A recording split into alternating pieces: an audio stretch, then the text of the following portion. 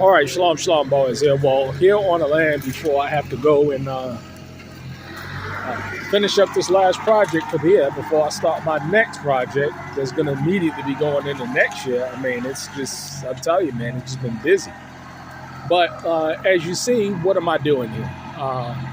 Clearly on the land, and anybody who's been watching my channel knows that in order to deal with my erosion problem, I have them filling up the section of the creek over here, the dry creek, with wood so that it doesn't erode the property. And this technique has been very successful for me. Not only am I stopping erosion, but I'm like building out more land because, I mean, you can't see it now, and I've done previous videos about it, but there's a dry creek that runs in between this property and the next. And it continues to erode, but the only way to deal with it naturally, because there's certain things that they won't allow you to do. But the way to deal with this naturally is to just go ahead and dump the wood. Let's see if you can see a little bit of it. You see, and all of that wood. You see that. So you see where the erosion was taking place, but now I've been able to effectively stop it. You see it's been recently raining and going on good. But the name of the game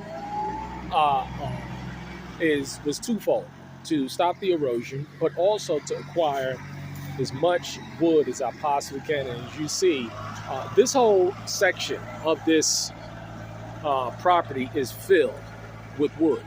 And the guy was like, hey, do you want to save some of this wood? Because it's good wood. I mean, it's oak. I mean, it's cherry wood. I mean, it's all that good stuff. Red oak, white oak, birch. It's all good wood to be burned.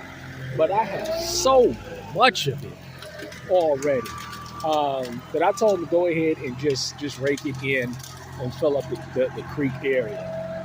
So I'm able to, really just utilize all these resources, because all they're going to do is fill it up again. That's all that's going to happen, is they're going to fill it up again. And all of this material has to be pushed back. So that's what he's working on now. And I'll just get all new material, all free wood. This is how you go about networking. This is how you go about building relationships. And all of this stuff I get for free. I'm not paying for them to come here because it's a win-win deal. And so you got to understand, when it comes to business and building business relationships, you want to build win-win deals, because not only while he's here, he's going to do that. I got some other things that I want him to move for me because I don't have or cannot afford at this time one of these machines. So this is what I go ahead. I leverage those relationships that I have, and we get the job done. But they benefit because they don't have to spend probably thousands of dollars to unload this wood, because they're cutting down trees all the time. What they're going to do with all the wood, unless they have a farm or something like that. But all they're doing is cut down trees, but they got to get rid of all of this material. And when they get rid of all of this material, they have to put it somewhere, and it's going to cost them. So here, it costs them nothing. So they just turn around and go ahead and get one of their peoples that have a machine to go ahead and push it in for me. And I can go ahead and get them to move some logs and stuff for me as well. But it's a win-win deal in business. And this is what I like about building relationships like that. People, they just don't get it. They just don't get it. But hey, it is what it is.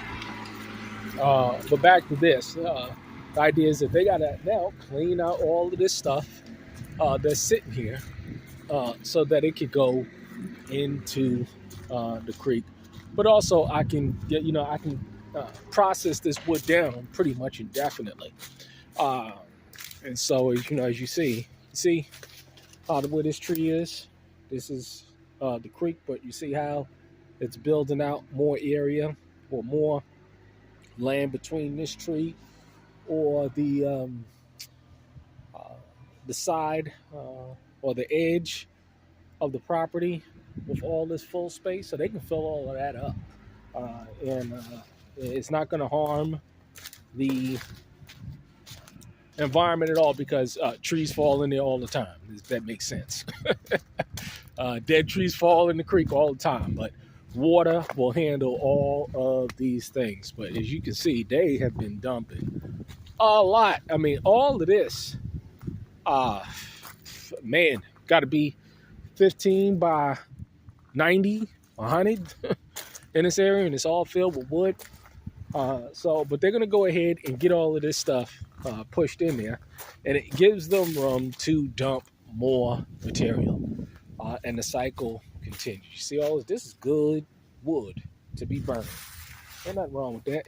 These logs, they good. I mean, one of the things that I like to use to heat up the cabins is these logs. Why? Because they'll burn just like anything else, but you can use a much smaller chainsaw. As a matter of fact, you can use a nice little electric chainsaw with a battery on it to process all of this, and you don't need a wood splitter. You don't need a axe or a big chainsaw, because this stuff alone, I mean, can heat a home. All of this stuff you can burn now, or you can chop up now with a nice little electric chainsaw with a battery, a DeWalt one, or all of them. They work pretty much the same. As a matter of fact, thinking about it, I'm gonna go ahead and get me an electric DeWalt chainsaw, because I'm thinking strategically here. There's about a couple of things, but it would as well. When you're talking about heating, these are very efficient because I can process this down all the time. As a matter of fact, I may just go ahead and end up having them put stuff of this size off to the side in another area and just let it sit there, just tarp it up, because I can always process this stuff down with an electric chainsaw. If we run out of gas, if we run out of that stuff, I can always charge the battery up, solar. I mean, real simple setup to transfer small solar setups to the battery for storage, and then in turn use it on projects like this, which are critical. So we'll always be able to have access to wood. Even if we don't have the ability to chop up this large stuff, we can always get at this small stuff. But this is what innovation is. You gotta be innovative. You have to think outside the box. You have to think strategically about what you're doing in terms of how you're going to fulfill these basic needs, even in the most dire of times. And that's what, why I'm excited about all of this as well, because I'm continuously getting these loads in. And so I'll always be able to, process this stuff down, regardless of what the situation is, and keep the homes warm. A little bit more processing. But hey, you know what I'm saying? When you got little hand saws and stuff like this, what you gonna do all day? You know what I'm saying? It ain't difficult to do to chop this kind of stuff up, or use an electric chainsaw, or even chop it up with a small hand saw. You know what I'm saying? Good workout is what we need. So this is what we're working on today. Get all of this pushed in. I believe in implementing processes that solve a multitude of problems. I'm a project manager by trade, and I think outside of the spiritual teachings and the cultural teachings, the ability to process it and to implement it requires a degree of project management.